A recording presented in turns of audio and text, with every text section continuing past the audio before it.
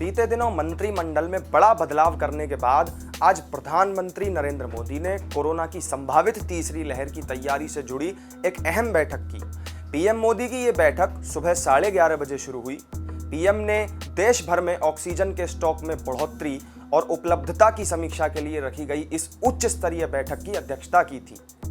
Oxygen आपूर्ति बढ़ाने को लेकर पीएम मोदी ने इस उच्च स्तरीय बैठक में कुछ फैसले लिए, जिनके तहत पूरे देश में 1500 ऑक्सीजन प्लांट स्थापित किए जाएंगे और पीएम केयर्स फंड के तहत बनने वाले ऑक्सीजन प्लांट्स से 4 लाख बिस्तरों के लिए ऑक्सीजन की आपूर्ति भी होगी।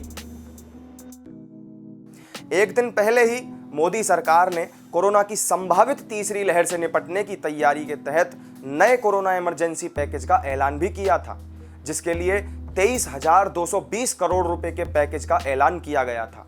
इस पैकेज का एक सबसे अहम पहलू बच्चों पर इसका फोकस होना है। आपको बता दें कि कोविड की दूसरी लहर के दौरान ऑक्सीजन की भारी किल्लत देखी गई थी, जिसके बाद भारत सरकार की ओर से ऑक्सीजन की सप्लाई और उपलब्धता में तेजी लाने के लिए कई प्रयास किए गए। इस बैठक में प्रधानमंत्री ने स्वास्थ्य मंत्रालय के अधिकारियों को पूरी मुस्तैदी के साथ तीसरी लहर से निपटने की हिदायत दी। पीएम का साफ संदेश था कि कोरोना से लड़ाई में मंत्रालय के स्तर पर किसी तरह की कोताही नहीं बरती जानी चाहिए और सभी इंतजाम दुरुस्त होने चाहिए। इससे पहले केंद्रीय मंत्रिमंडल ने गुरुवार को देश भर में स्वास्थ्य क्षेत्र में सुविधाओं में सुधार के लिए 23,000 करोड़ रुपए के दूसरे आपातकालीन कोविड पैकेज की घोषणा की, जिसका उपयोग केंद्र और राज्य दोनों सरकारों द्वारा समस्याओं से निपटने के लिए किया जाएगा। केंद्रीय मंत्रिमंडल में बड़े फेरबदल के एक दिन बाद गुरुवार को प्रधानमंत्री मोदी की अध्यक्षता में मंत्रिमंडल की बैठक में यह निर्णय लिया गया था। यहां एक प्रेस कॉन्फ्रेंस को संबोधित करते हुए नवनियुक्त केंद्रीय स्वास्थ्य मंत्री मनसुख मांडविया ने कहा, कोविड-19 की दूसरी लहर में हुई समस्याओं से निपटने के लिए 23,000 करोड़ रुपए का पैकेज दिया जाएगा। पैकेज का उपयोग केंद्र और राज्य सरकारों के बीच संयुक्त रूप से किया जाएगा। उन्होंने कहा कि केंद्र 15,000 करोड़ रुपए साझा करेगा, जबकि राज्य सरकारें उक्त पैकेज के 8,000 करोड़ रुपए साझा करेंगी। उनका कहना था, हमें सामूहिक रूप से कोविड महामारी से लड़ना है। सीमा अवधि अधिकतम 9 महीने की है, हमें इसे जल्दी से पूरा करना होगा। मांडविया ने कहा, हमारा कर्तव्य राज्यों की हर संभव मदद करना है।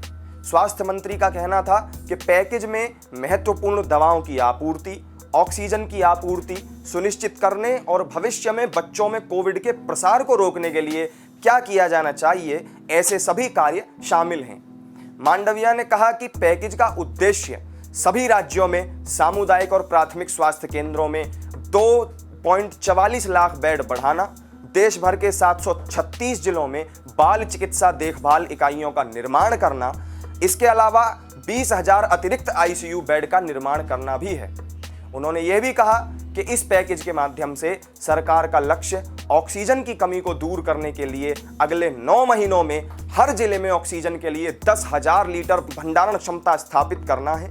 स्वास्थ्य मंत्री ने कहा कि यह आपातकालीन पैकेज कोविड वृद्धि से निपटने के लिए बनाया गया है, जिसे 9 महीने में लागू किया जाएगा।